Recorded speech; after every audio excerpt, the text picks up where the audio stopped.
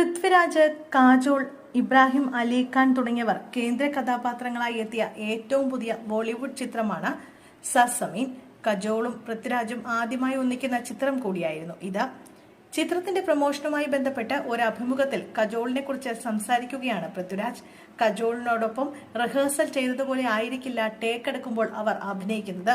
മോഹൻലാൽ സാറിന്റെ കാര്യത്തിലും ഇത് സംഭവിക്കാറുണ്ട്. ഒരു നടൻ എന്ന നിലയിൽ അദ്ദേഹം വളരെ നന്നായി മറ്റുള്ളവരെ കൂടി പരിഗണിക്കുന്ന ആളാണ്.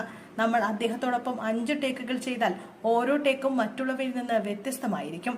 അക്കാര്യത്തിൽ കജോൾ അദ്ദേഹത്തെ പോലെയാണ്. ഓരോ ടേക്കും വ്യത്യസ്തമായിട്ടായിരിക്കും കജോൾ ചെയ്യുകയെന്ന് പൃഥ്വിരാജ് പറഞ്ഞു.